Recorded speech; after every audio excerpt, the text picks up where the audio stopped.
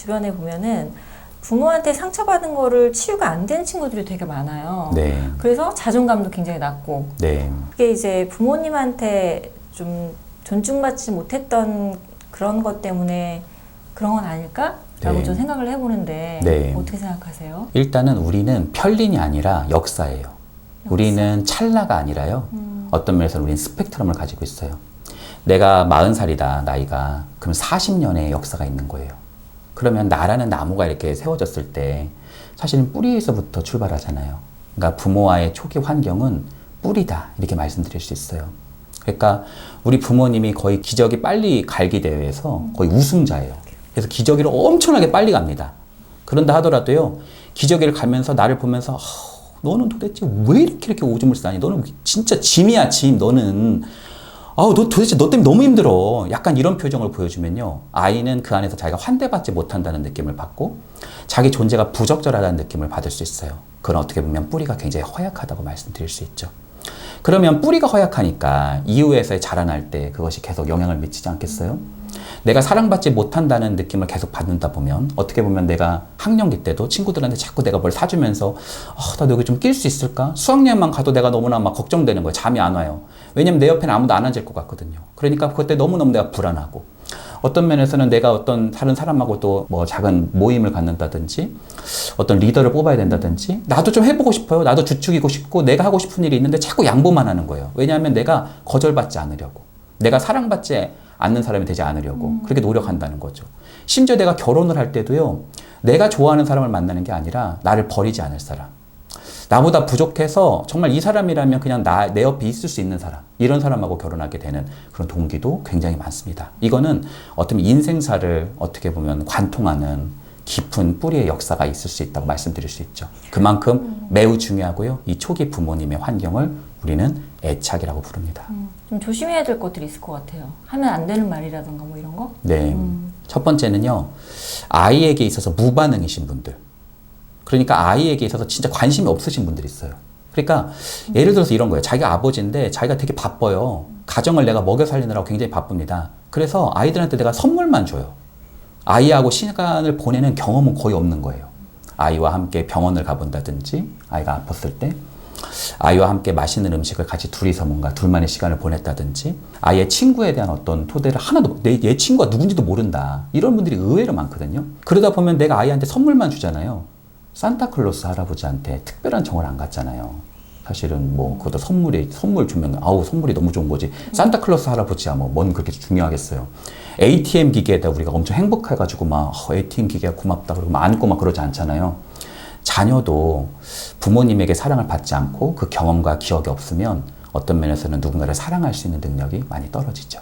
그래서 무관심의 어떤 영역은 아이가 커가면서 다른 사람을 수용하고 사랑할 수 있는 토대의 역량이 좀 떨어지게 만들 수 있습니다. 다른 사람을 거절하고요, 자신의 공간으로 후퇴하게 만들고요, 이런 사례가 상당히 일어난다 말씀드릴 수 있겠죠. 두 번째는 침범이에요. 침범. 그러니까 끊임없이 잔소리 하시는 분들. 별로야, 너무. 어떤 제가요, 성인분들을 만나면요, 생각보다 자기를 되게 비난하고 있는 경우들이 많거든요. 스스로를 계속 비난해요. 아유, 진짜 나는 멍청이가 분명히, 약간 이런 식으로. 나 바보 아니야? 막 이런 거. 그쵸. 나 바보 아니야? 나 진짜 뭐하지? 야, 나 같은 사람 뭐하지? 약간 이렇게 자꾸 가시는 경우도 있는데, 그 메아리를 추적해 들어가다 보면요, 보통 그게 외부에서 심은 목소리인 경우들이 굉장히 많아요. 그리고 거기에 주인공이 보통 부모님인 경우가 많죠. 어떤 사람은 자꾸 이렇게 얘기하는 거예요. 보통 나쁜 마음, 이런 표현을 잘 안 쓰잖아요. 나쁜 마음이라는 게 뭐지? 그래서 제가 그거를 추적해 들어가 봤어요. 그 사람이랑 같이.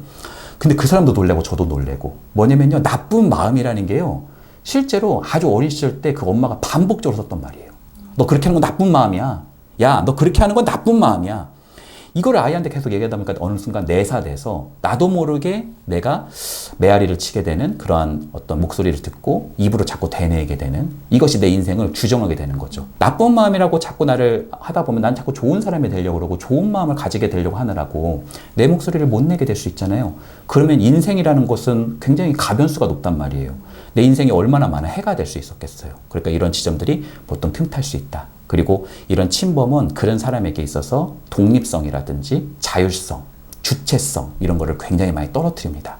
그러니까 굉장히 타율적으로 살게 되고 누가 하라고 해야지 하게 되고 이런 수동적 측면들이 많이 나타난다. 이렇게 말씀드릴 수 있겠네요. 관계에서는요. 어떤 면에서는 좀 의존적인 방식이 될 수 있는 그런 위험이 있습니다. 다른 사람이 나한테 뭘 해줘야 선택을 해줘야 여기 어디 가야 돼? A, B, C 중에 어디 가야 돼?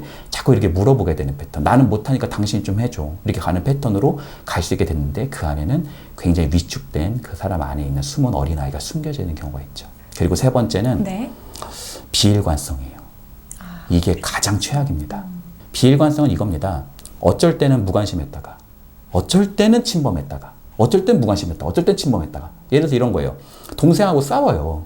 그럴 때 뭐 동생하고 싸우든 말든 그냥 전혀 무관심해요. 똑같이 싸우는데 11일 날은 무관심했어요. 근데 그 다음날 12일 날은 갑자기 똑같이 싸웠는데 난리가 나요. 니네 들어와 봐. 그래서 난리가 나요. 그러면은 이게 애 입장에서는요. 처음부터 우리 엄마가 무관심하다. 그럼 이것도 계속 반복되니까 내가 이렇게 했을 때 무관심하다라는 걸 예측을 한단 말이에요. 우리 아빠는 내가 뭘 하든 별로 그냥 신경을 잘 안 쓰시는 분이야. 그러면은 그냥 그 기대 자체가 별로 없단 말이에요. 또 막 다다다다 침범을 하면 처음에는 되게 아파도 우리가 욕쟁이 할머니 욕 들을 때 막 그렇게 아프지 않잖아요. 그분은 항상 욕을 하시는 분이니까. 그리고 그 안에서 또 욕이라고 하는 침범도 그 안에 정이 숨어 있는 경우가 있단 말이에요. 네.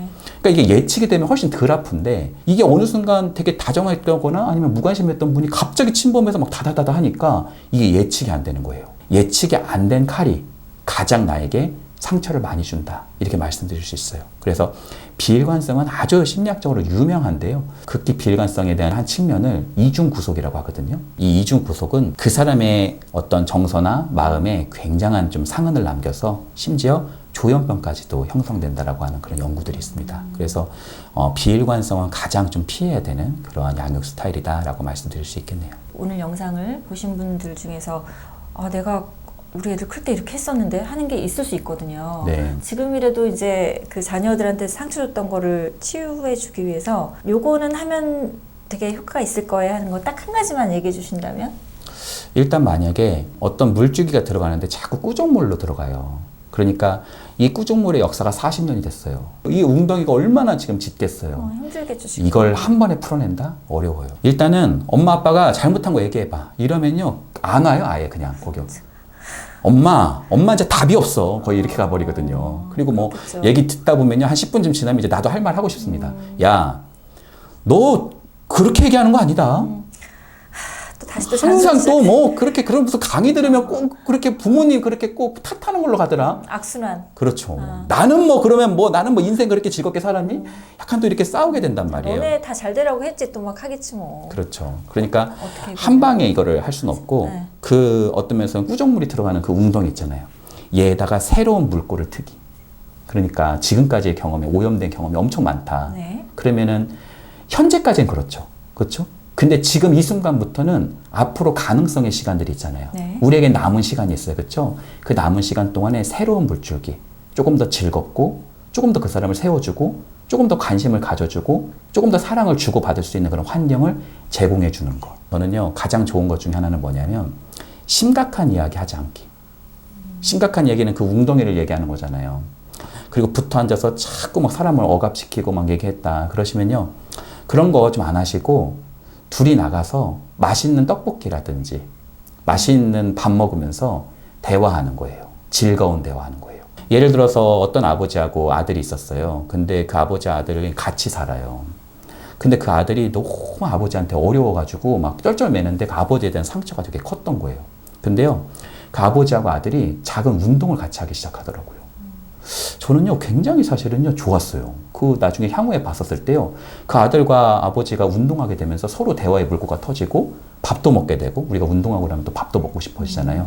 새로운 경험과 기억을 창조해 나가기 시작하면서 그 관계가 다 풀린 건 아니지만 조금씩 점차적으로 그 새로운 물꼬를 터지게 되면서 새로운 순환고리가 형성됐다라는 거. 우리 관계는 진짜 악밖에 없다.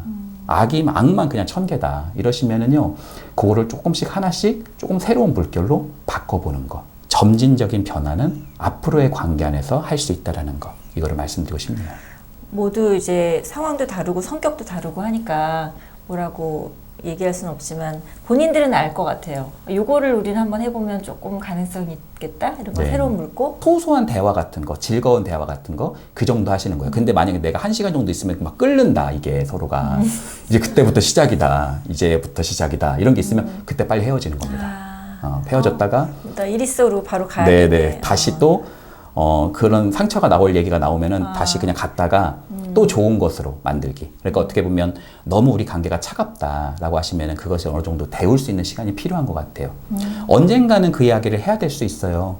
근데 그런 토대 안에서는 서로의 준비가 필요하고요. 네. 서로의 관계의 끈이 어느 정도는 굳건해야 이런 대화도 할 수 있는 거거든요. 그래서 그런 시간을 시간에 기대어서 반복적으로 좀 하시기를 추천드립니다.